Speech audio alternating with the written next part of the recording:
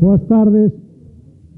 É un placer para mí presentarlles a vostedes a Ricardo Beiras, un afamado ecólogo mundialmente reconocido polos seus traballos sobre a investigación da contaminación das aguas mariñas. O profesor Beiras é un santiagués, fillo de familias moi conocidas aquí en Santiago, que estudiou biología na Universidade de Santiago. Como profesor desa facultad, podo testimoñar que foi un alumno sobresalente, ou menos en bioquímica, asignatura que eu explicaba naqueles tempos. Non? Despois da licenciatura de biología, Ricardo orientou a súa carreira científica hacia a investigación en biología mariña, que iniciou co seu doutoramento no Instituto Español de Oceanografía na Coruña. Non? Terminado o doutoramento, sobre o principio do 90, completou a súa formación científica con estadías en moi significados centros de investigación no Plymouth Marine Laboratory do Reino Unido, na Fremer Station de Arcachón, en Francia, e na Universidade de Amberes, en Bélgica. O nivel científico adquirido naqueles anos permitiu ao profesor Beiras acceder á cátedra de Ecoloxía da Universidade de Vigo, onde imparte clases de contaminación mariña na Facultade de Ciencias do Mar. Desta universidade, así como a consolidar un excelente equipo de investigación na Estación de Ciencias Mariñas de Toralla, dentro do que foi director durante 10 anos. A súa calidade investigadora queda reflexada na financiación por entidades nacionais e internacionais de 27 proxectos de investigación, dos que resultaron máis de 150 publicacións en revistas especializadas no eido das ciencias mariñas e a dirección de 12 tesis de doutoramento. O nivel científico de Ricardo Beiras queda ademais remarcado pola súa asignación como evaluador da Comunidade Europea e como coordinador do proxecto europeo Laplace, que incluye 16 institucións de 8 países destinado ao estudio da emisión de plásticos ao medio ambiente. Hoxe temos o privilexio de contar ca presencia ca súa presencia aquí de Santiago, que en nome do Ateneo agradecemos encarecidamente. Ricardo vai-nos a ilustrar sobre a problemática da contaminación mariña, especialmente das nosas rías, ao falarnos sobre os riscos ambientais para as rías galegas de cara ao próximo futuro. Gracias, Ricardo.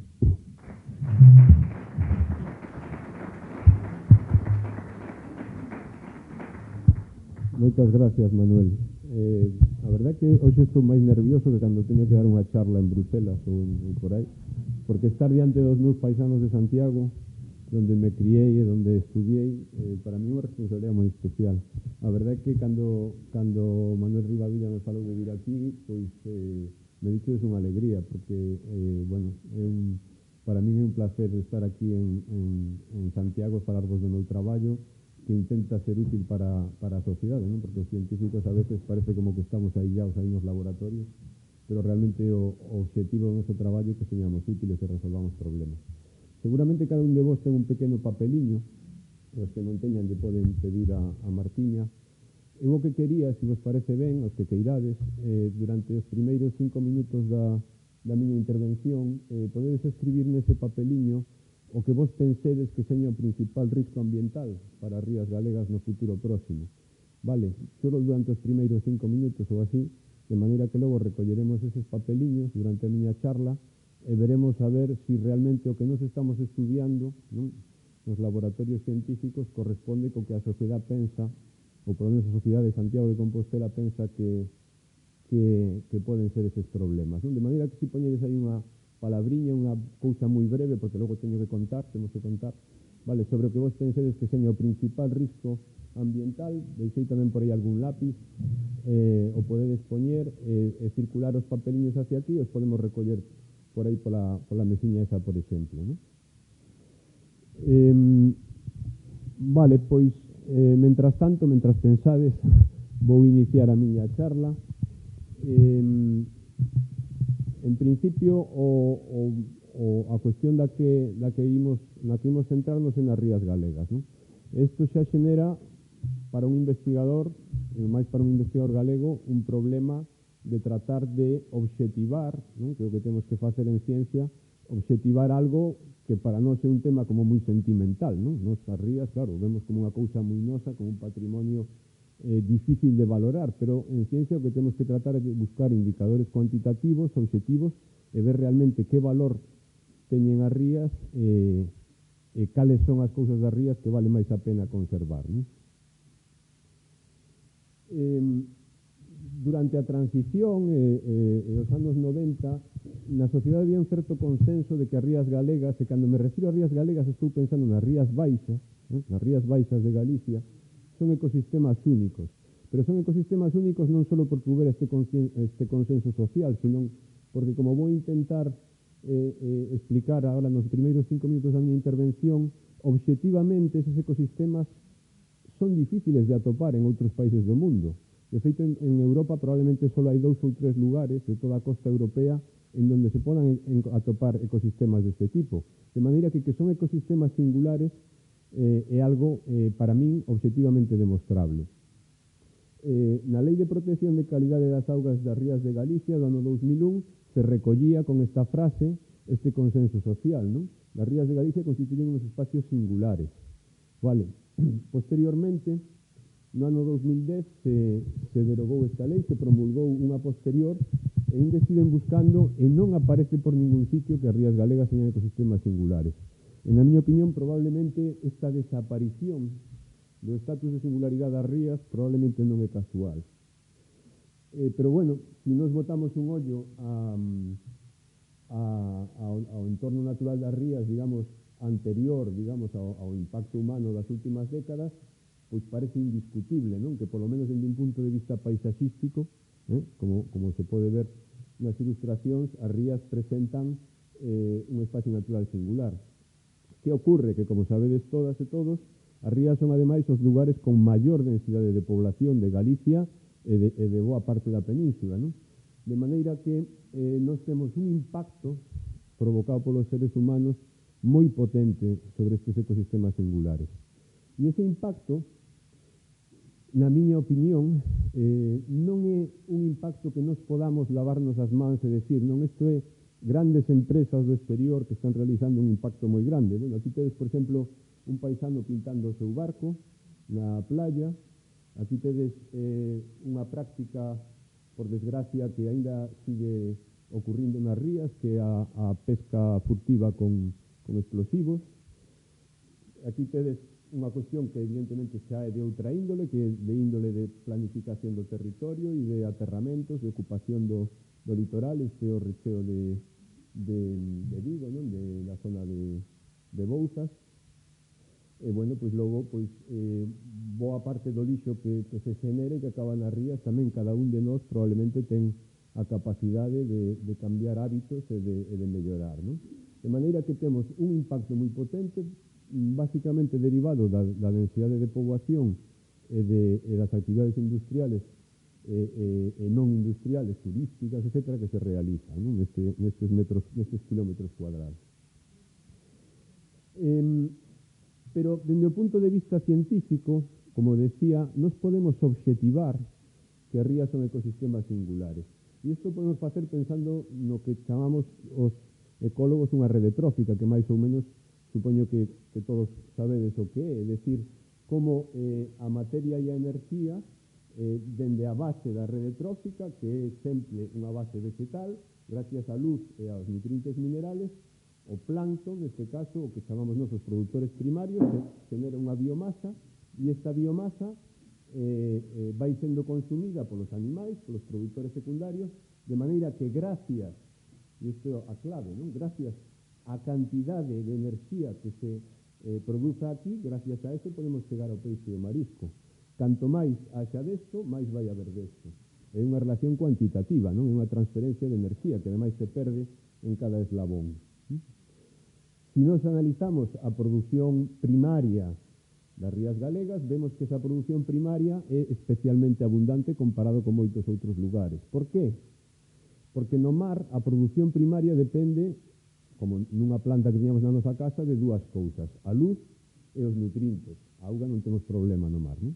Entonces, o problema é que no mar a luz, evidentemente, está na superficie, pero os nutrientes están no fondo, nos lugares onde non chega a luz. Entonces, para que o océano produza moito, ou un ecosistema mariño, produza moito, estes nutrientes do fondo teñen que ascender á superficie, o que se chama a capa fótica. E iso ocurre gracias a un fenómeno que ocurre nas costas galegas e de Portugal, que se chama o afloramento, non? En inglés upwelling. Iso significa que as capas de auga profunda ricas nestes nutrientes suben, ascenden, gracias a unhas corrientes de agua. En esta imaxe de satélite, aquí tedes as rías galegas, vedes en colores vermello, alaranxado, a cantidade de clorofila, é dicir, a cantidade de plancton vegetal que hai na auga, non? E vedes que como claramente moitísimo maior que a que hai, digamos, en mar aberto, non? E iso é gracias a este afloramento de nutrientes. Tamén hai unha parte que se explica polo aporte de nutrientes a través dos ríos, non? As rías baixas teñen ríos grandes, importantes, non? O Ulla, o Tambre, que aportan un montón de nutrientes tamén, non só polo afloramento, non? Entón, isto é, digamos, o que nos dá esa singularidade, non? Esta alta produción do ecosistema. Vale? A partir de agora xa non vale rellenar máis papelitos, porque agora xa vou a decir eu o que penso, na miña opinión, pero logo no debate podemos contrastar, que son os principales riscos ambientais, a ver se coincidimos ou non coincidimos. Ben, en primeiro lugar, para min, e en isto tamén teño que decir que é unha opinión personal, vale? Eu falo aquí como ecólogo mariño, pero non significa que todos os ecólogos mariños pensemos o mesmo, non? Pero, na miña opinión, un dos problemas fundamentales nas rías é a ocupación do litoral. Básicamente, o que temos que ter en conta é que as rías son uns kilómetros cuadrados X, que nunca van a ser máis que eses, por lo tanto, un exemplo de libro de recurso limitado, non renovable, vale? Nunca jamás vamos a ter máis kilómetros cuadrados de rías, e cada kilómetro cuadrado que perdamos con un novo recheo é algo que non se vai a recuperar, de maneira que se me ocurren poucos exemplos máis claros do que se chama desarrollo non sostenible, que ocupar zonas mariñas, que son ecosistemas mariños moi productivos, para realizar instalacións que poden estar en outro lado, non? Como é un aparcamento de coches ou como é calquer tipo de instalación dese estilo, non?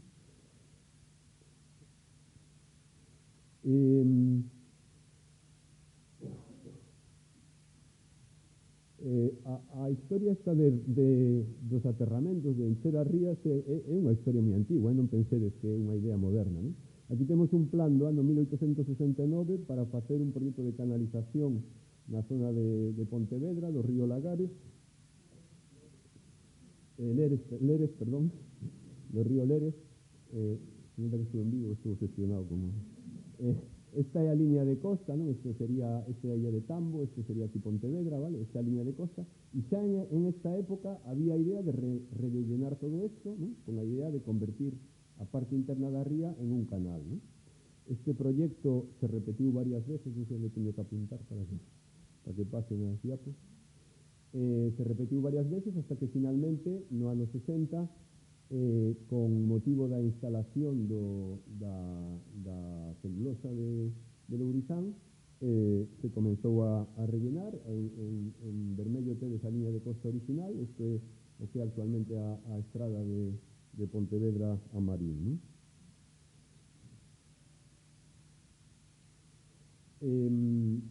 Isto é un estado un pouco máis avanzado, no ano 63, e fixadevos que xa empezaba a aparecer o porto de Marín, vale? Que toda esta zona non existía, era tamén ría. Esta é unha foto aérea do ano 69, sempre está marcado en vermello a liña de costa original. E esta, no ano 94, en donde se engadiu, digamos, a todo o que é o complexo en Celnosa, se engadiu todo o aterramento que actualmente é a parte nova do porto de Marín, non? Creo que hai algunha máis. Esta é do ano 2002, e isto serían as vistas a ría dende Marín no século XX e no século XXI. un pequeno toque de Photoshop. Vale, pero é un problema meramente paisaxístico, perder metros cuadrados de ría.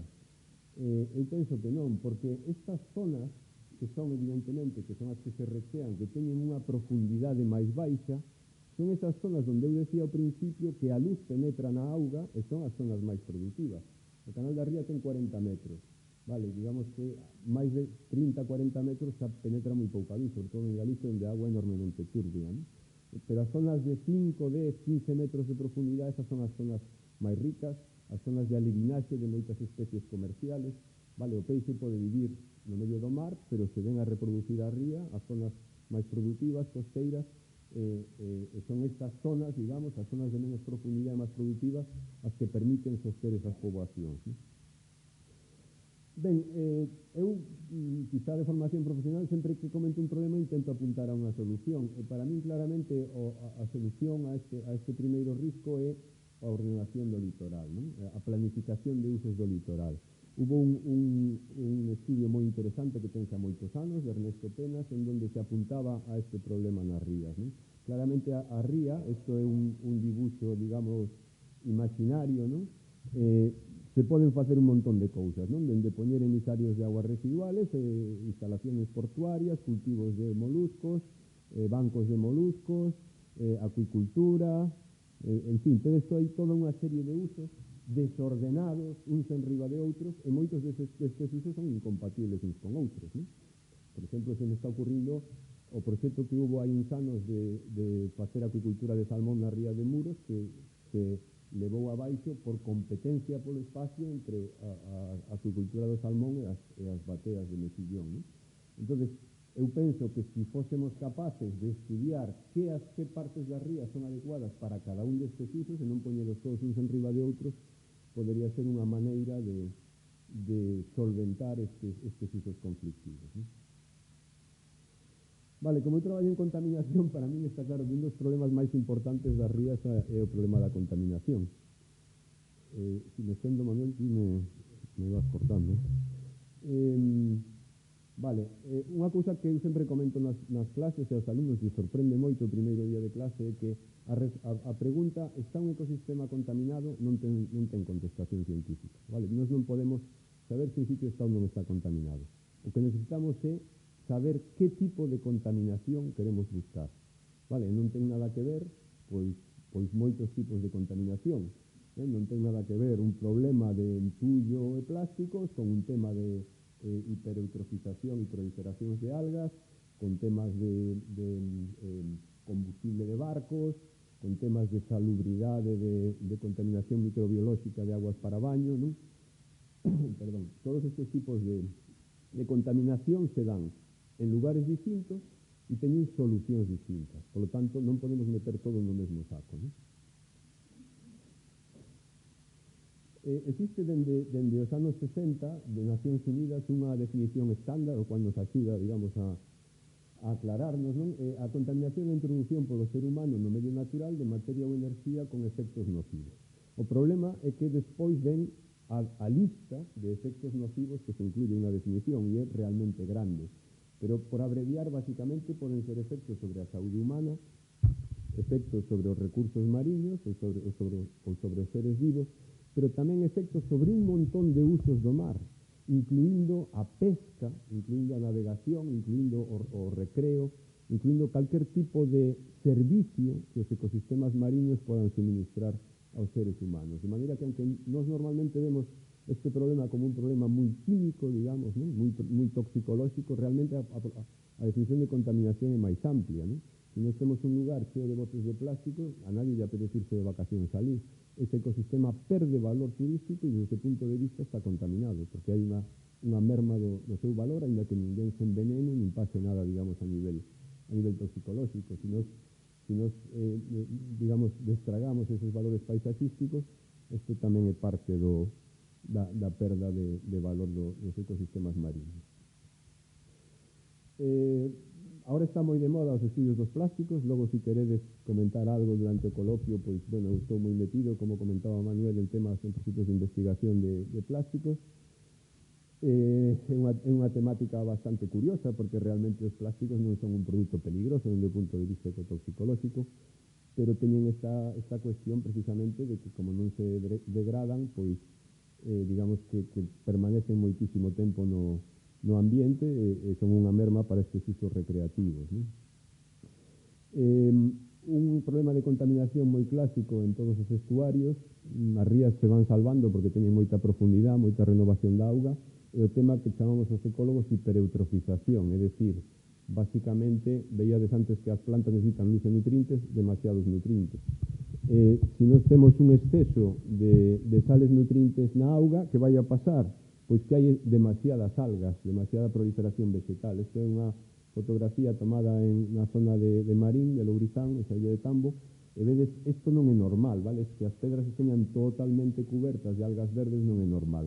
En ecoloxía se distinguen unhas especies que indican mal estado, se chaman especies indicadoras, entonces estas especies sustituyen as especies que debería haber aquí, non? Entón, nun intermareal normal, nas nosas latitudes, deberíamos ter estas algas, non? Sin embargo, cando hai un exceso de nutrientes, esas algas desaparecen e son sustituídas por estas outras, sobre todo enteromorfa, que ten un aspecto como mucus, como gelatinoso. Por qué? Porque é un excelente competidor é un alga que se reproduce, que medra moi rápido e, polo tanto, prolifera moito e desplaza as especies de crecemento máis lento cando hai un exceso de nutrientes, non? Isto genera un desequilibrio e este ecosistema vai ser menos productivo. Entre outras cousas porque ao descompoñerse estas algas pois se generan problemas de oxígeno na auga, etc. Non? Entón, este problema, o problema dos nutrientes, é un problema, como podedes imaginar, totalmente diferente do tema dos plásticos. Outro problema de contaminación diferente e que fixe medidas diferentes é o problema das augas residuais urbanas, a contaminación microbiolóxica, non? Casi todos os anos hai unha serie de lugares, unha serie de playas en donde temos problemas microbiolóxicos, ou se proíbe o baño ou bueno, pois hai problemas deste estilo. Ese é un exemplo tomado da zona sempre do noso entorno, de Playa América, que hai un río ali que desemboca en Playa América, que é o río Muiños, que ten niveles de coliformes monstruosos dende hai moitos anos, e intentarei falar un pouquiño máis desto un pouco máis adiante, se me dá tempo. Pero, sobre todo, o problema gordo en Galicia, porque ten unhas repercusións económicas moi especiales, é o tema do marisco insalubre. Como nós non podemos saber se nunha auga existen toda a cantidade de organismos infecciosos que transmiten enfermedades pola vía que os médicos chaman fecal oral, é dicir, por aguas residuales fecales que podan ser inxeridas, porque esos son organismos do máis variado, dende virus ata bacterias, protozoos, helmintos, etc., non? Parásitos, etc. Entón, que facemos? Para ver se hai algún organismo de orixe fecal na auga, medimos esta bacteria, que é a bacteria máis abundante no noso intestino, que se chama Escherichia coli, que todos temos millóns e millóns e millóns, que é unha bacteria totalmente inocua, vale? Non xenera ninguna enfermedad, e nos sirve de indicador. Se nós na auga detectamos esta bacteria, que xa digo é inocua, pero non ten vida libre, por tanto non debería estar aí, pois é que sabemos que estamos detectando un vertido de aguas fecales mal depurados. Ainda que na miña opinión, os ciudadanos dos países occidentales somos un pouco soberbios cando falamos destas cousas con outros países, en realidad o problema das aguas residuales nas culturas orientales está resolto dende hai moitos séculos, non?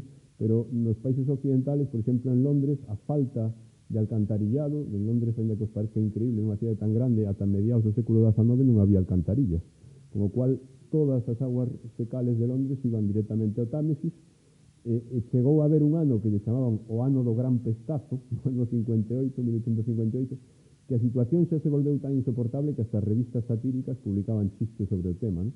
En este chiste hai un científico famoso da época, Faraday, que está dando a súa tarxeta de visita ao Deus Támesis para decir, oye, vamos a ter que tomar algún tipo de medidas, que esta situación xa non se pode manter, non?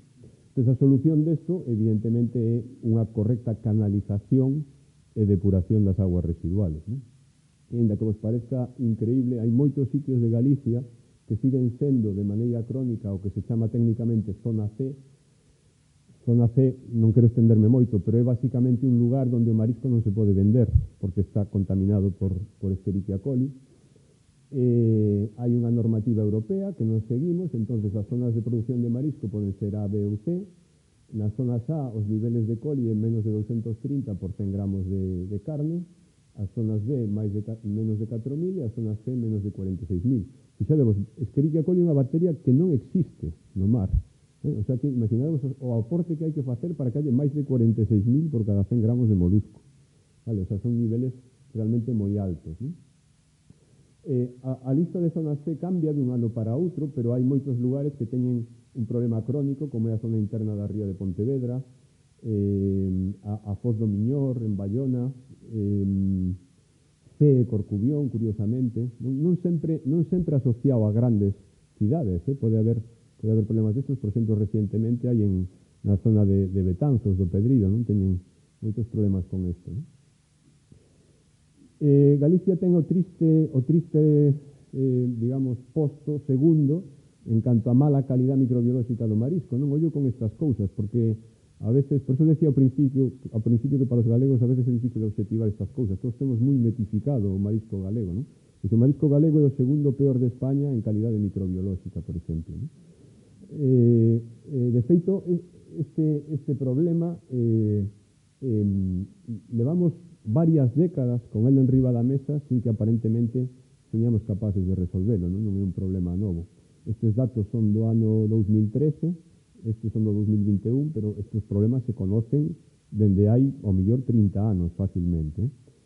Andamos dando voltas aí, sabedes que nos anos 90, principios do século XXI, se fixeron moitas depuradoras, pero non acabamos de conseguir solventar este tema, non?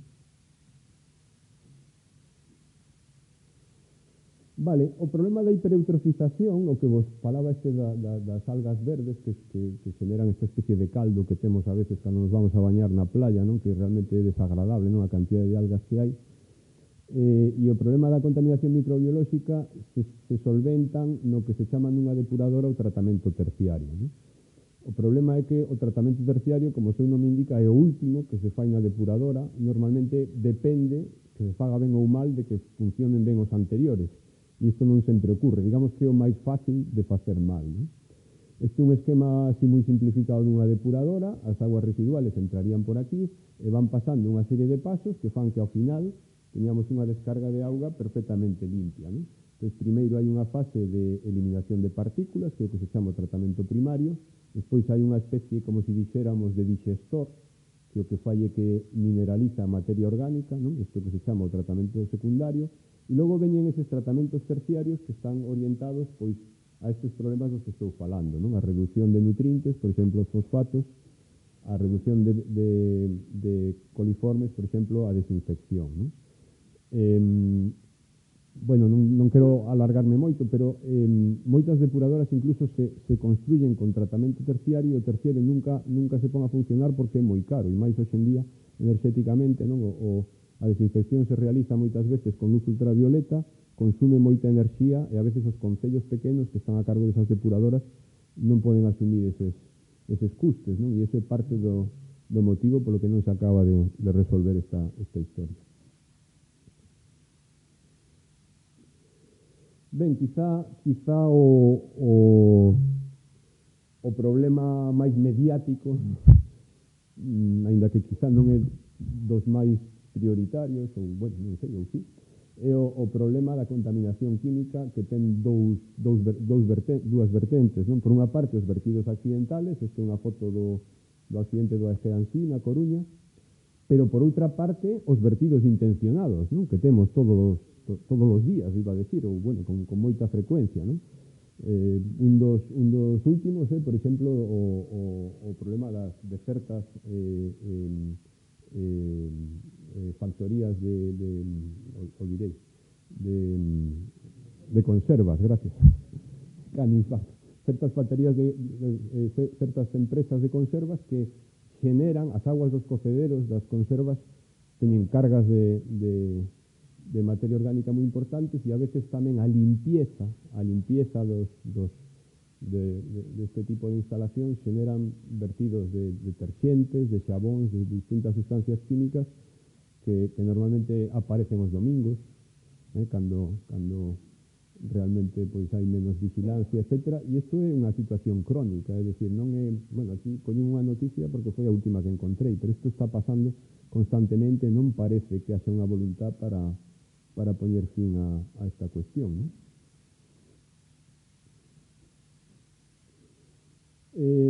Bueno, por meter un pouco, arrimar un pouco a sardiña a miña ascua, nos o traballo que facemos no noso grupo de investigación consiste basicamente en ter unha ferramenta máis ou menos barata para saber se a auga está contaminada. Porque claro, imaginadevos, vamos a buscar contaminantes químicos, por onde empezamos, non? Pois realmente a cantidade de análisis que habería que facer é moi longa, moi costosa, leva moito tempo e costa moitos cartos. Entonces, o que nos fixemos foi buscar un organismo mariño que seña moi sensible a todos ou a maior parte dos contaminantes químicos, de maneira que se ese organismo está afectado, non sabemos que esa auga está contaminada. Non sabemos por qué, porque non facemos analítica química, pero polo menos temos unha ferramenta que se di de screening, é dicir, se a nos chegan 30 mostras de agua, nos podemos decir aos químicos, mira, analizade a 13 e a 14 porque son as que nos salen tóxicas. Entón, é unha maneira de utilizar unha resposta biolóxica para preseleccionar as mostras onde logo os químicos miran a ver que contaminantes hai.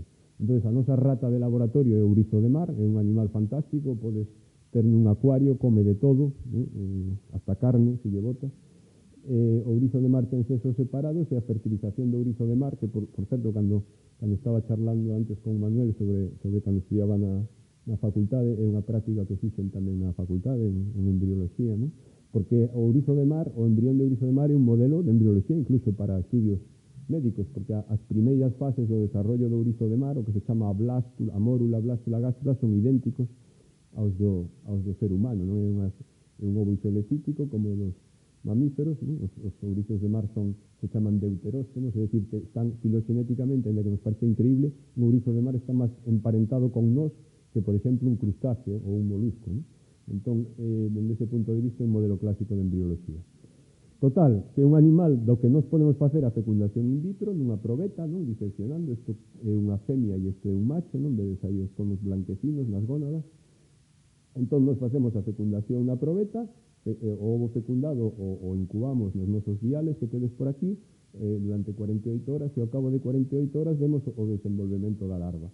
Se a auga está limpia, o que deberíamos ter é este bichito, que é a larva de ourizo Plutus, que se chama de 48 horas.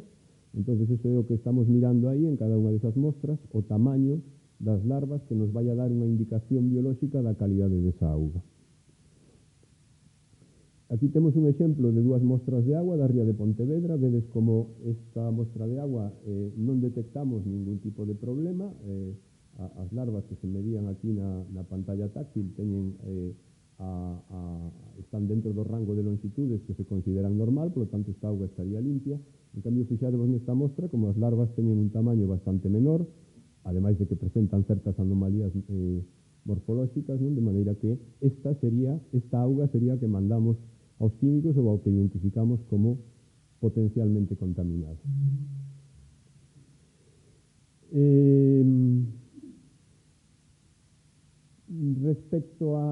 Finalmente, respecto aos vertidos, a contaminación química por vertidos accidentais e intencionados, entonces o que tratamos de desenvolver son ferramentas que melloren a vigilancia e o control da contaminación. Evidentemente, para o tema das mareas negras, pois é outro tipo de políticas que hai que facer, a prevención de accidentes. Isto se avanzou bastante a nivel legislativo internacional. Por exemplo, bueno, pois hoxe en día se alonxou a ruta de petroleiros un pouco da costa, se obrigou a que os petroleiros teñan buques de doble casco, en fin, se tomaron unha serie de iniciativas orientadas hacia a prevención, pero quizá na parte de vertidos intencionados, quizá nesa parte non avanzamos tanto, non? Bueno, para min, no día a día do noso laboratorio é bastante común, é un pouco frustrante identificar mostras contaminadas, pero nos quedamos aí e non podemos facer nada máis porque non é fácil logo seguir a orixe desa contaminación, saber de onde ven, etc. É costoso e bueno, pues non sempre se consigue, pero que ademais un grupo de investigación probablemente non é quen teña que facer eso, non? Bueno, cando Manuel Rivadulla me falou desta charla, igual me viñen un pouco arriba, como título, e a parte dos riscos, dicen, bueno, riscos e mitos, non? Por qué? Bueno, pois porque eu creo que tamén é importante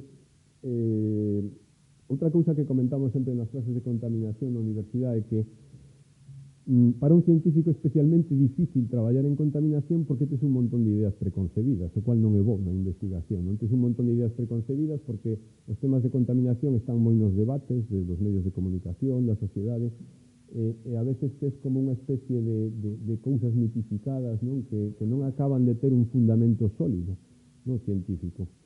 Non quero decir con isto, por suposto, que non haya moita e moi boa investigación en temas ambientales como estou a comentar hasta ahora, non? Pero sí que me gustaba dar un par de pinceladas, si queredes, ao mellor un pouco provocativas, non sei, vos me diredes, non? Despois no coloco. Descarbonizar, seguro que oíxedes esta palabra, non? Descarbonizar todo, ahora temos que descarbonizar todo. Ben, supoño que sabedes que todos nós, o noso corpo, o 10% é carbono, vale?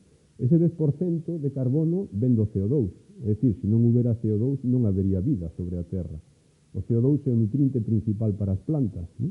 De maneira que a expresión descarbonizar como mínimo hai que acotala, non? Dado que o carbono é o soporte elemental da produción primaria, non? Aquí tedes claro, que ocorre no caso do ecosistema mariño, os nosos produtores primarios, as nosas plantas, digamos, non toman normalmente o CO2 da atmósfera, pero sí que contribuyen a captar CO2 porque o CO2 se disolve na auga, forma bicarbonato, e ese bicarbonato é a fonte de carbono destes organismos, non?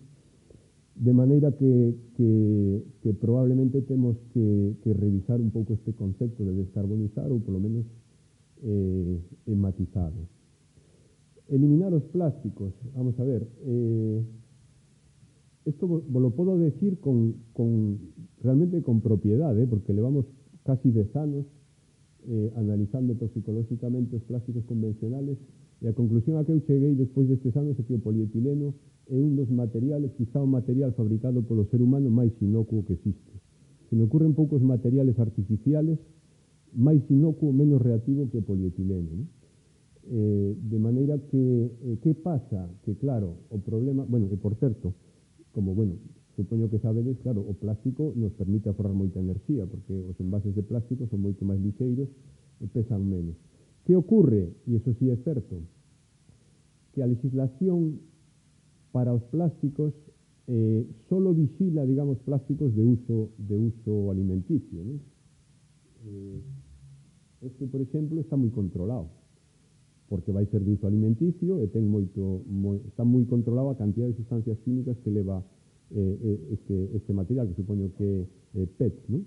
Pero calquera outra cousa de plástico que non teña esa legislación, sí que é certo que dentro dese plástico, aínda que o polietileno seña inocuo, sí que pode haber un montón de sustancias químicas que se utilizan para darlle a ese plástico resistencia, elasticidade, color, resistencia á luz, resistencia ao calor, e esas sustancias químicas sí que son problemáticas.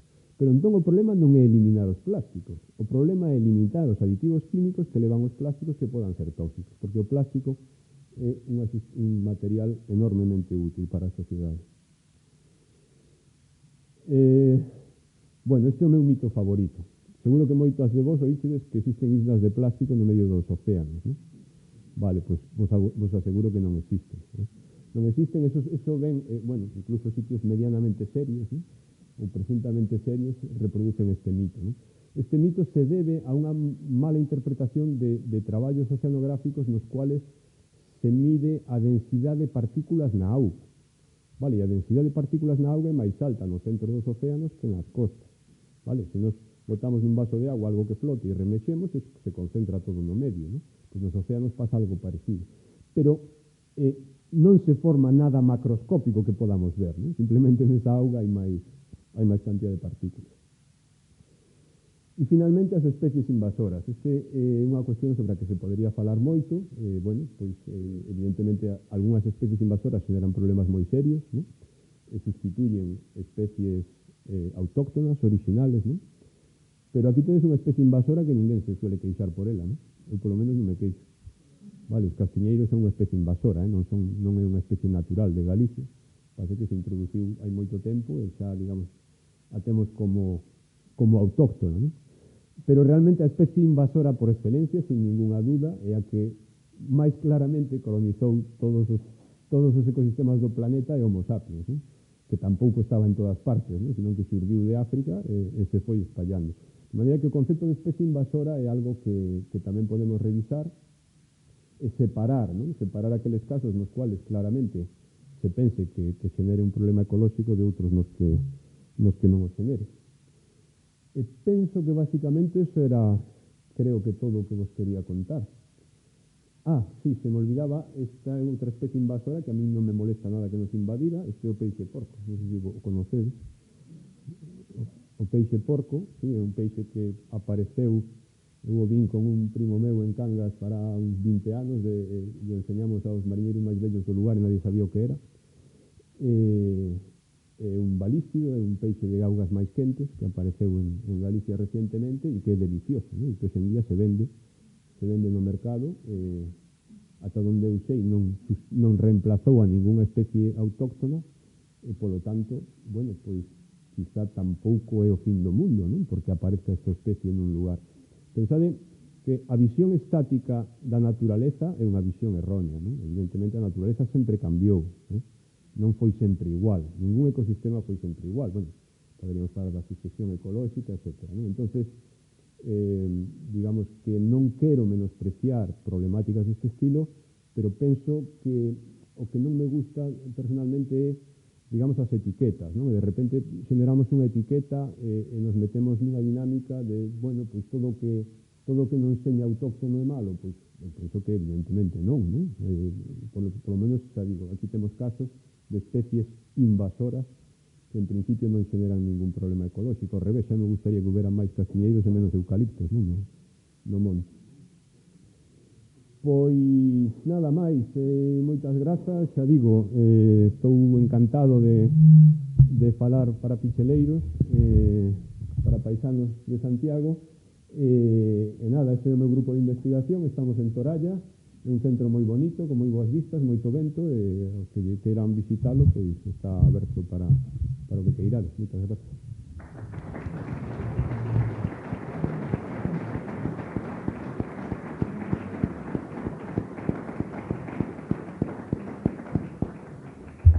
Moitas gracias, Ricardo, por esta excelente charla que nos permiteu adentrarnos na problemática da contaminación, especialmente a contaminación mariña, ¿no?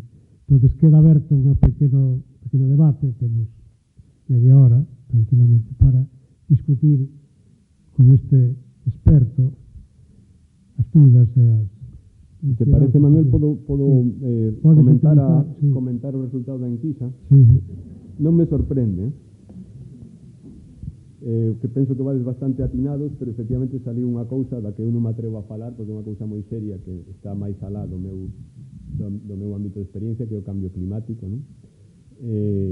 Salen os plásticos, dos que si falei, e podo falar todo o que queirades, salen os vertidos de todo tipo, que efectivamente tamén comentamos, residuos urbanos, que tamén comentamos, sobre todo no aspecto microbiolóxico, que é un problema moi serio, e contaminación por bateas, isto é interesante. Bueno, aí hai un debate, sí. Hai un debate interesante sobre se as bateas alteran os fondos ou non. E os que apuntaxedes este tema probablemente sodes conscientes dese debate, non? Bueno, sí, é un tema que si queredes, mentras non hai ninguna pregunta, a ver, os mexilóns, como sabedes, generan moitos biodepósitos, para entendernos cagan moito, non só cagan, porque teñen pseudofeces, é dicir, producen mucus que botan ao fondo que realmente non atravesou o tubo digestivo. E todos esos biodepósitos sí que poden ter efectivamente un impacto no fondo. Cando eu estaba máis metido nesta cousa das bateas, o que me decían os meus xefes de entón é que había unha cousa que contrapesaba bastante isto, que eran as pequenas artes artesanais de arrastre, vale, que resuspendían todo este biodepósito e axudaban, según o seu criterio, non? Axudaban a que non se acumulase, pero sí que é certo que é unha problemática, non? Os cambios dos fondos generados polo mexilón. Abrimos o debate, entonces. Preguntas?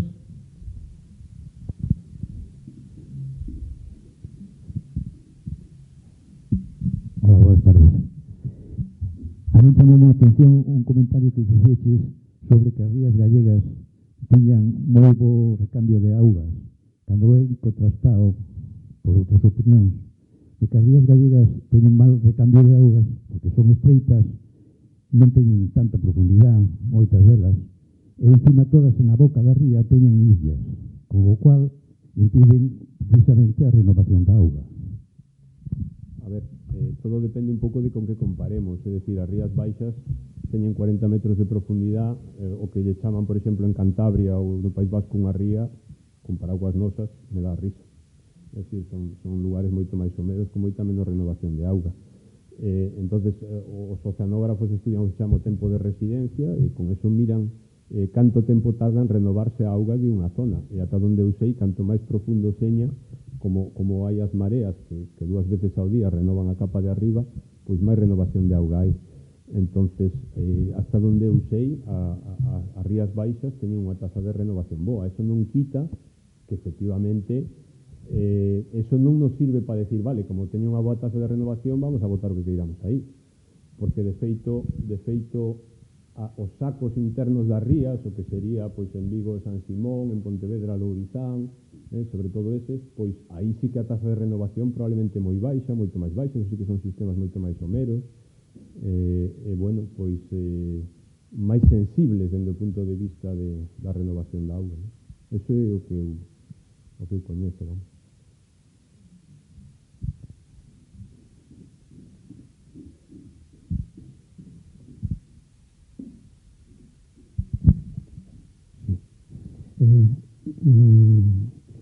A ver, Ricardo, gracias pola exposición así moi técnica, non? Ría de Noia, bancos da Misela, bancos de berberechos. Unha depuradora sin funcionar. Conoce que hai unha escollera desde aproximadamente os anos 50, que era unha cousa parecida ao que comentou do río Lagares, me parece que dixestes, que había unha fila así de cousas. Vale. Que ocorreu co paso do tempo? Desas colleras desembocan, sobre todo, van uns ríos pequenos e por aquí ven o Tambre. Esas escolleras, que cando eu era rapaz non conseguía velo polo alto que eran as pedras, hoxe encheuse de area e as escolleras, para entenderme, desapareceron. Vou ser breve. Como consecuencia disso, toda, non a boca da ría, sino o vértice, non fluye a auga. Si a eso lle suma que a población do entorno de Noia medrou, as aguas fecales verten directamente no vértice da ría e non salen para fora. E se un se acerca ali, como ben dixo, as mareas temos dúas, cando a marea de bala fai así como un fermento cheo de bacterias e todo tipo de cousas. Pero ali á salida da escollera está o banco da Misela e dicen que o berberecho de Noia é moi bon, pero levamos con marea roxa normalmente, como se chama, o inicio da campaña empeza agora en setembro, non sei quando. Creo que ainda non empezou, estamos en outubro. Que quero plantear?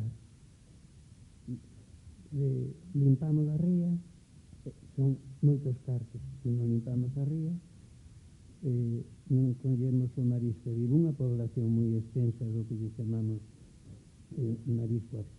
mariscadores a pé. Cal é o asunto? Como se resolve, vai para ti, non? Como se resolve unha situación, non só da palabra clave para min é de importancia económica por o desenvolvemento de moitas familias de rías. Gracias.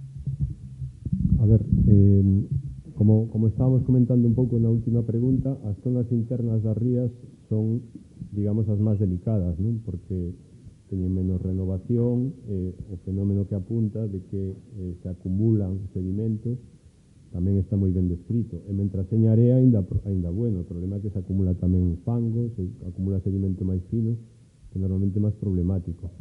Eu teño unha experiencia curiosa cando facíamos o traballo de campo na zona de Combarro e de Lourido, na ría de Pontevedra, na beira norte, na zona interna da ría de Pontevedra.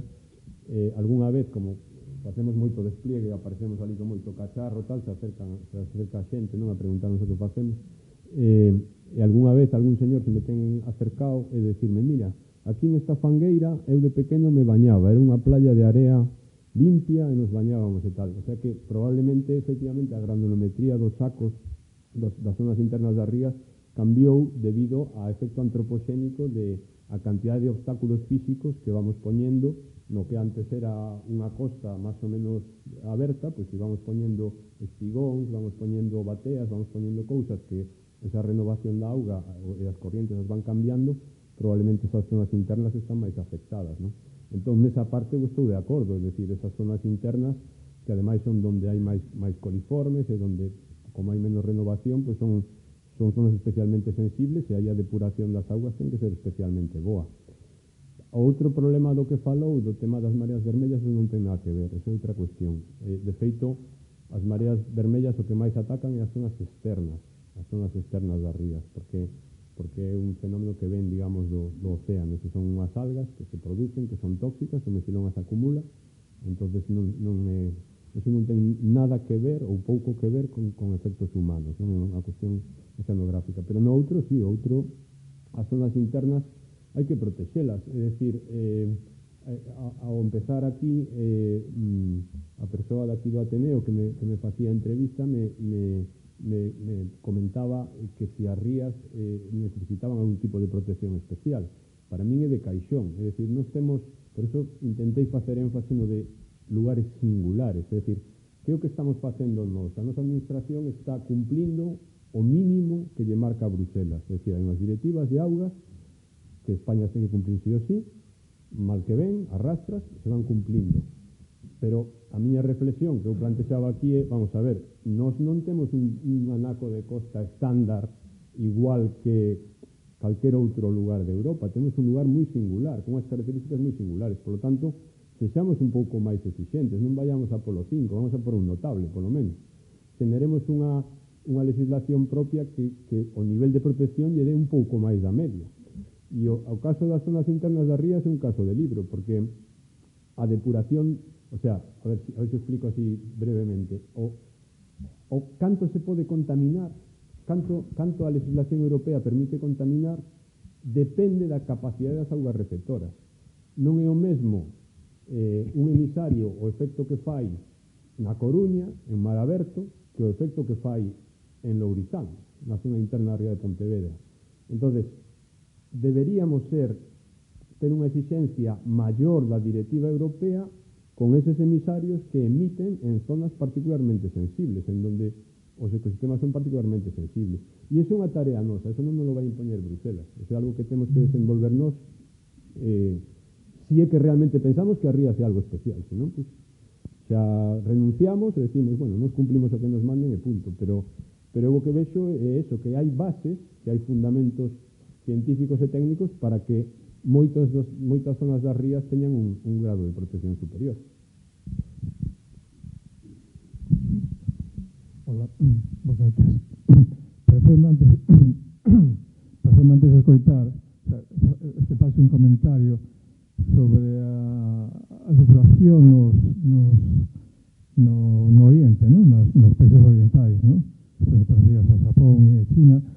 Pareceme entenderse que decías que aí estaba solucionado, que tiñan, non sei se entendí mal ou non, que estaba solucionado non como aquí. Non exactamente, o que me refería é que a cultura, digamos, das obras hidráulicas e da canalización das aguas residuales clásicamente en civilizacións moi antiguas en Mesopotamia, na civilización india, etc., na civilización árabe estaba máis avanzado, non? Pero me refería remontándome moito.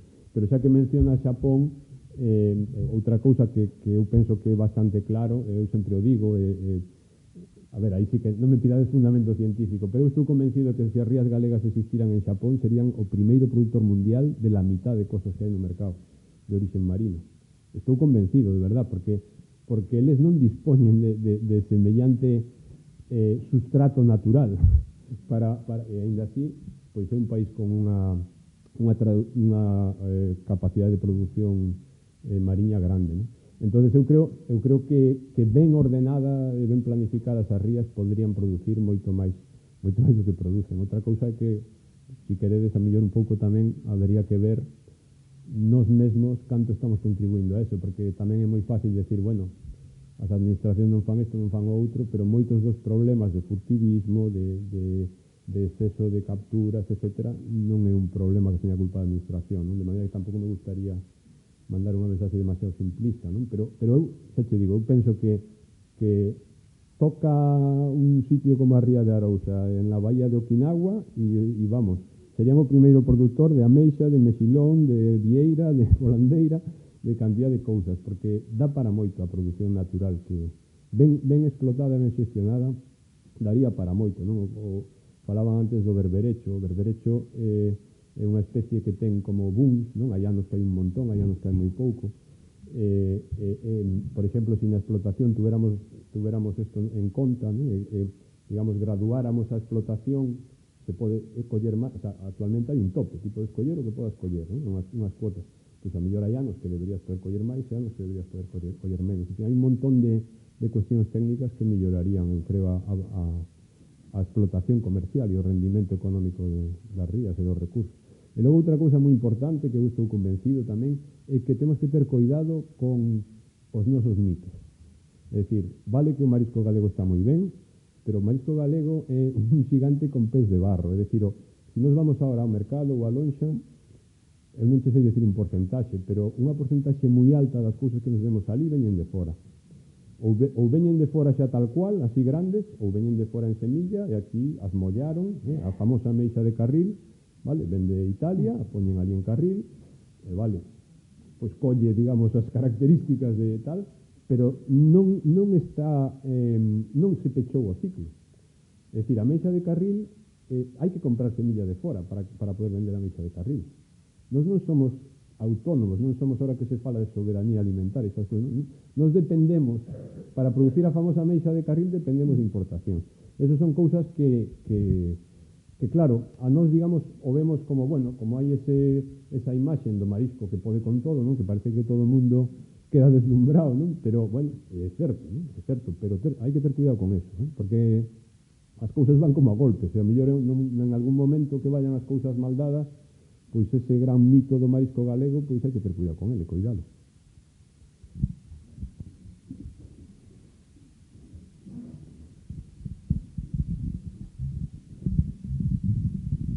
Hola, mira, vamos a ver. O que quería era que nos comentaras brevemente as investigacións que estades facendo cos plásticos e, en segundo lugar, o que quería saber é os peixes que consumimos aquí en Galicia teñen microplásticos, é dicir, calidade, digamos, por aí vai, peixes ou calquer outro organismo mariño que podamos consumir.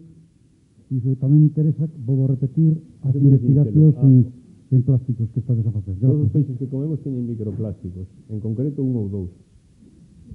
Se tes en conta que cada microplástico é como 10 micras ou 100 micras e está no estómago, que non se come, nos peixes, pois a relevancia en términos de seguridade alimentaria é cero, é completamente nula. É dicir, eso é outro mito, é dicir, non daba a tanto mito.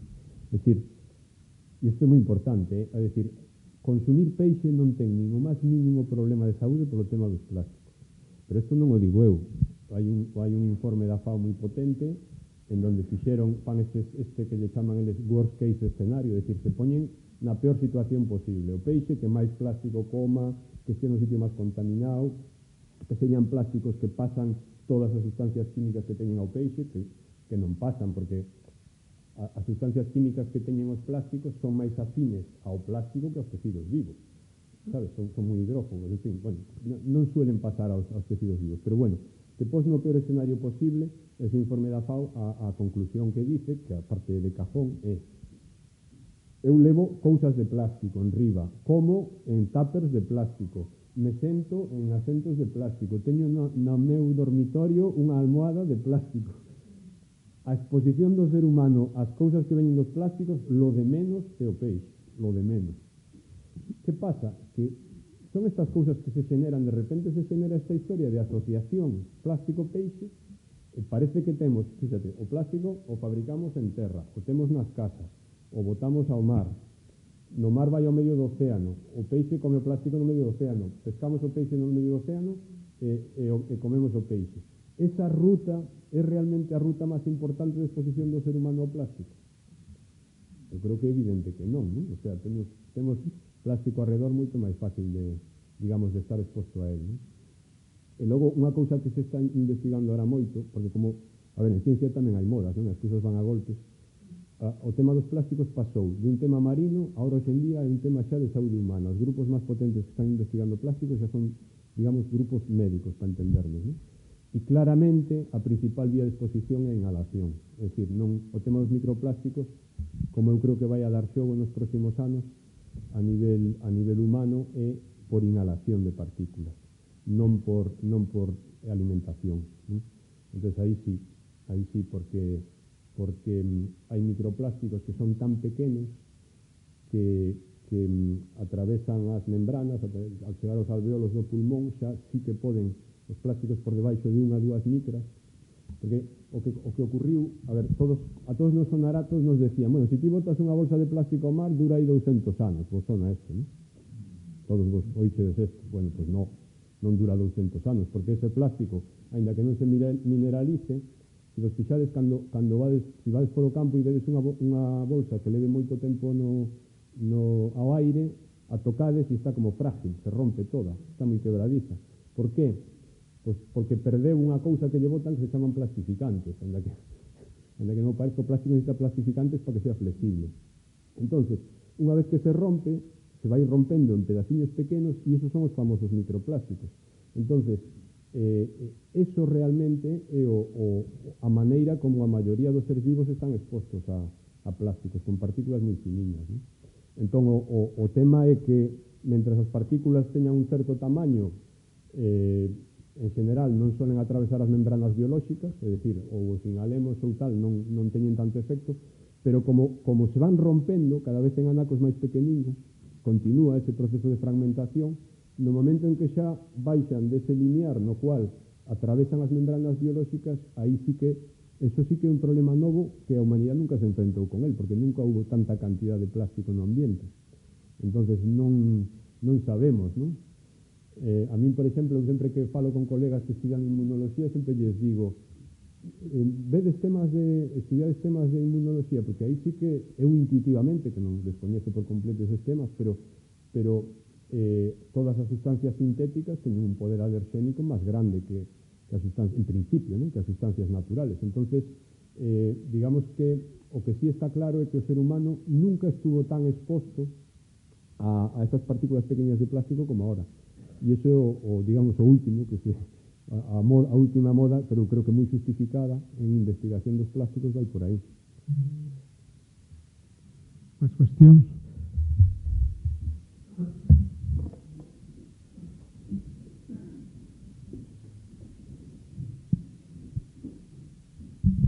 Mira, estou totalmente de acordo co problema dos residuos domésticos, vamos, sobre todo refugallos líquidos domésticos, é un dos problemas máis importantes das rías. O que pasa é que é un problema bastante complicado, é que o tratamento terciario evidentemente soluciona parte do problema. O que pasa é que en algúnas depuradoras xa están metendo ultravioletas e todo isto, pero son tratamentos moi caros. Por lo tanto, vai a ir, creo, lentamente este tipo de actuacións. Pero hai outros problemas que eu creo que non os están abordando bastante, que é os rebordos do alcantarillado unitario. O 90% do alcantarillado en Galicia, en general en Europa, é unitario, non? As aguas pluviais van xunto cas outras. Normalmente polo diseño que necesitan ter as depuradoras, teñen un diseño limitado, hai unha parte, casi o 30%, teño estimado, destas augas residuais que non pasan pola depuradora cando chove moito. E estes rebordos é o 30%. Polo tanto, se non lle facemos tratamentos especiais de tanques de tormenta, etc., que en algún sitio xa se están probando, esta parte da contaminación vai a seguir. E seguindo un pouco con isto, xa remato, que o problema non é só na beira-mar. O problema é en toda a cunca fluvial. Porque, por exemplo, as fosas sépticas están no medio rural, están moitos kilómetros adentro, vamos a ver, augas arriba das cuncas, e tamén están moi maltratadas cando as hai, non? Sí, o sea, eu me dedico a temas mariños, pero canto máis pequeno seña o corpo de auga, máis sensible, entonces o tema fluvial é moi importante.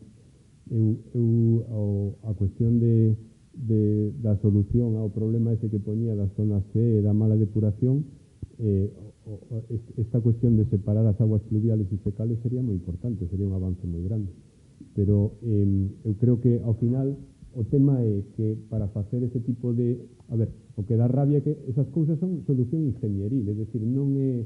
Técnicamente eu creo hasta onde eu sei, que está resolto, non? É un problema simplemente de mellorar o saneamento e as infraestructuras de saneamento, o sea que realmente non sería tan difícil solucionalo, non? Porque non é que exixa aí unhas tecnoloxías, sería eso, sería que cando chove non desborden as depuradoras, porque a depuradora traballa a piñón fijo, é capaz de tratar X litros por minuto, e claro, se de repente chove, esa agua se xunta coa alcantarilla, pois a depuradora desborda e vai to pa fora.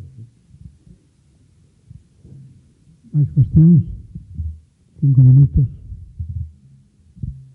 En primeiro lugar, parabéns pola charla, te agradezco moito en nome do Ateneo a mesma.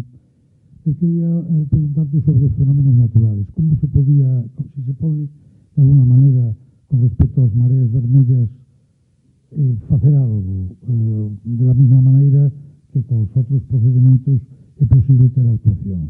Con respecto a iso non hai nada que facer. Cando Manuel Freire leía o meu currículum, me sorprendeu que fixaches que estiven de evaluador de proxectos europeos, que é unha cousa que a veces non comentas moito, porque te caen a man proxectos de investigación de compañeiros, é unha cousa así delicada e tal. Me acordo que fai, non sei, 20 tantos anos, me caeu na man un proxecto, pode decir, porque xa despois tanto tempo, que decían que mediante inteligencia artificial iban a ser capaces de distinguir as especies de plancton que son tóxicas das outras. Estou falando, entón poñían unha bolla unha cámara e distinguían e tal. Estou falando de hai 20 moitos anos.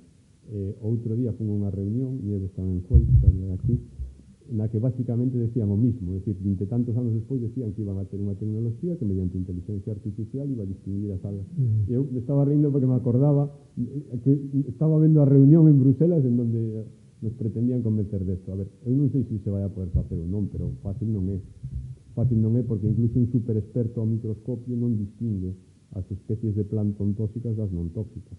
Entonces, que automáticamente haxa un monitoreo que digamos, te distinga e te dé unha alarma temprana e tal, o vexo moi complicado.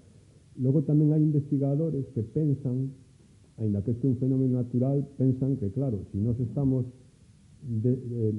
alterando o equilibrio dos distintos nutrientes que hai no mar, pois que a mellor sí que pode haber un efecto humano aí, non? Aínda que as algas, digamos, non as poñemos nós, se nós facemos que as relacións nitróxeno-fósforo cambian e tal, pois eso afecta as especies que proliferan e as que non. Pero eu non son moi experto en eso, non sei hasta onde chegaron con estas cousas. Hasta onde eu sei, a cousa está moi parada, as toxinas é o problema económico número 1 do marisco e a situación non mellorou, e cada vez hai máis cierres, as cierres duran máis, e o tema está sin resolver, pero aí sí que non é un problema ingenieril, eso sí que non é fácil de resolver. Eso é complicado, penso eu.